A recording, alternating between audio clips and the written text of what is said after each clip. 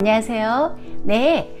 오늘도 8장의 말씀을 계속 이어서요. 지난번 영상에 8장 1절에서 11절까지의 말씀은 요한복음 전후 문맥의 일부분으로 보기보다는 나중에 삽입한 그런 내용이라고 말씀드렸잖아요. 그래서 이 본문의 말씀은 7장 39절 이후의 문맥으로 초막절 마지막 날에 일어난 일로 이어지는 내용으로 보는 것이 가장 자연스럽다, 그렇게 보는 해석인 거예요. 7장 37절에서 39절의 내용이 뭐였어요? 초막절 마지막 날에 성전에서 바리새인들과 예수님의 계속적인 논쟁이 있었잖아요. 그 논쟁의 내용이 뭐였어요? 예수님은 어떤 분이신가라고 하는 그 예수님의 정체성에 관한 논쟁이 계속 이어졌던 거예요. 그래서 오늘 또 본문의 말씀을 통해서 예수님의 정체성에 대해서 다시 한번 풀어볼게요. 12절 말씀에요. 예수께서 또 그들에게 말씀하셨다. 나는 세상의 빛이다. 나를 따르는 사람은 어둠 속을 다니지 않을 것이다. 그들은 생명의 빛을 얻을 것이다. 요한복음에서 나는 무엇이다 라고 하는 에고 에이미적인 그 메시아 속성을 나타내기 위한 7개의 간용구가 있다 그랬잖아요. 그 중에 첫 번째가 나는 생명의 떡이다, 이렇게 말씀하시고, 지금 이제 두 번째로 이어서 나는 세상의 빛이다, 이렇게 말씀하시는 거예요. 나는 세상의 빛이다 라는 말씀은 초막절 행사에 3가지의 의식이 거행된다 그랬잖아요. 그 중에 첫 번째가 물 깃는 의식, 7일 동안에 물 깃는 의식이 행해지고 마지막 날에 가장 화려하게 그 축하 행사의 밤을 밝히는, 그래서 성전의 여인의 뜰에서 사람들이 모여서요, 손에 횃불을 들고 춤을 추면서 여호와는 나의 빛이요 여호와는 나의 구원이시니,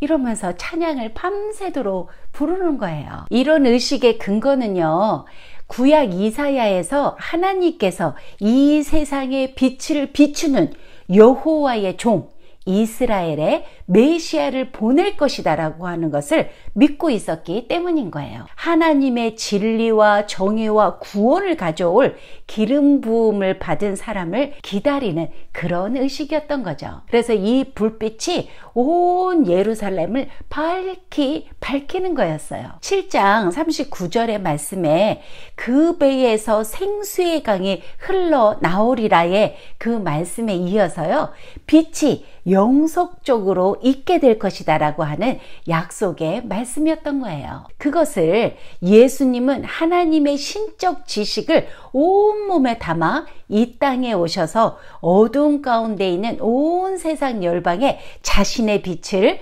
제공하신다라는 그 성취의 의미로 선언하시는 거예요. 그래서 이 말씀은 요한복음 1장에서 처음 초두예요. 그 안에 생명이 있었고 이 생명은 인류의 빛이었다 하는 말씀의 내용인 거죠. 그러니까 예수님은 처음부터 자신이 세상의 참빛이라고 일관되게 주장해 오시면서 빛과 어둠을 대조하고 있는 거예요. 그런데 이 빛은 세상의 결단을 요구하고 있어요. 빛 아니면 어둠을 선택해야 한다는 거죠. 빛과 어둠은 공존할 수가 없는 거잖아요. 그렇기 때문에 어느 누구든지 빛 아니면 어둠에 속해 있다라는 그런 말씀인 거예요. 즉, 빛 대신 예수님을 따르는 자는 결코 어두움에 다니지 않고 생명의 빛을 얻게 될 것이고, 예수님을 따르지 않는 자들은 어둠에 머물게 된다라는 거죠. 이 빛은 구약의 출애굽 광야에서 이스라엘 백성들의 그 길을 인도했었던 영광의 구름 기둥이었기 때문에 그 뒤를 따라야 하는 것은 당연한 일인 거예요.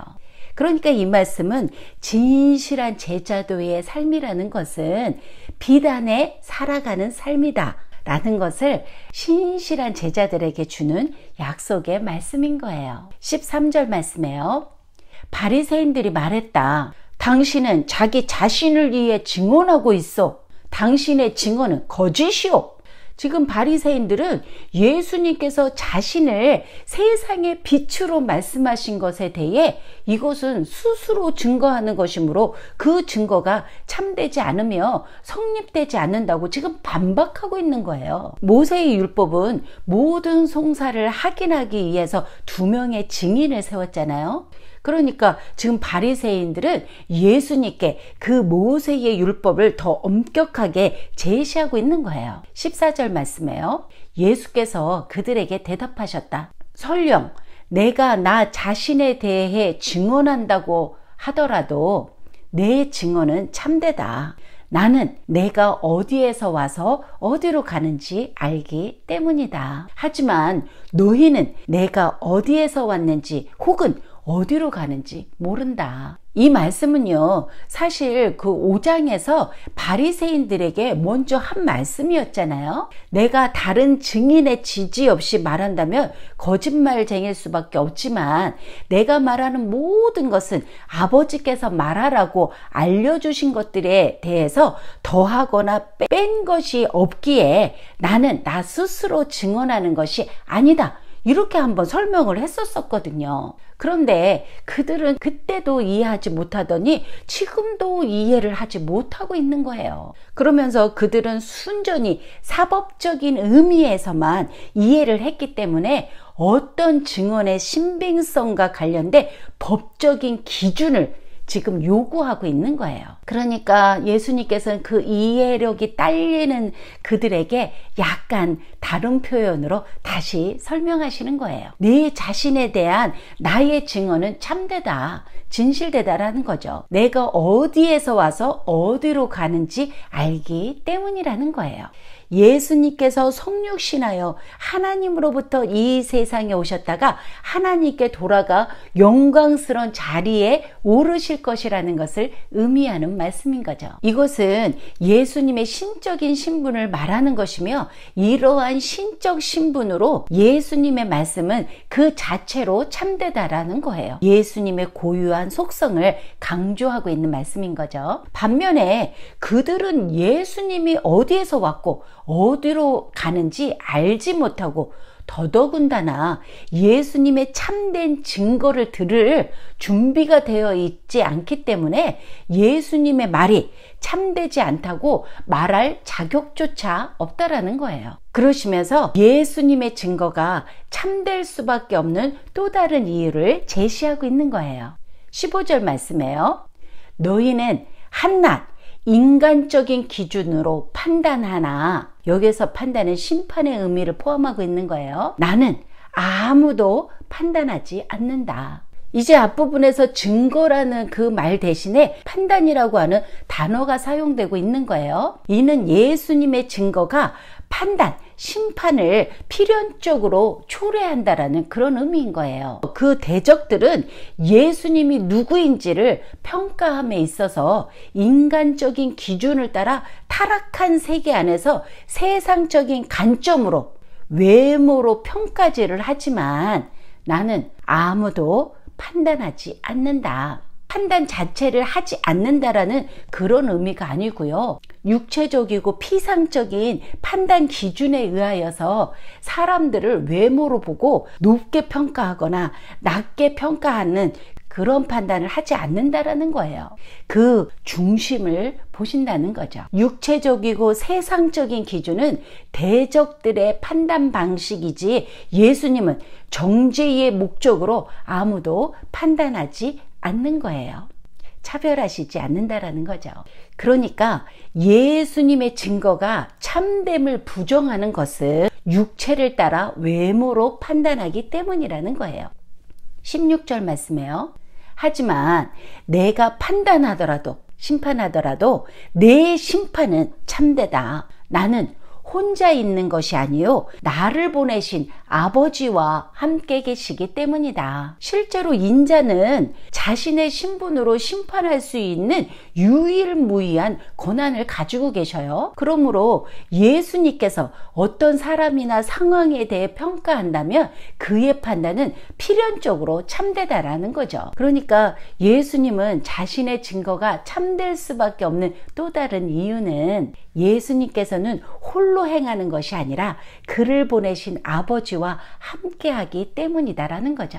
17절 말씀에요. 너희의 율법에도 두 사람의 증언이 유효하다고 되어 있다. 지금 예수님은 바리새인들이 처음 제시한 그 사법적인 기준으로 그들이 납득할 만한 그런 접촉점을 찾아서 설명해 주시는 거예요.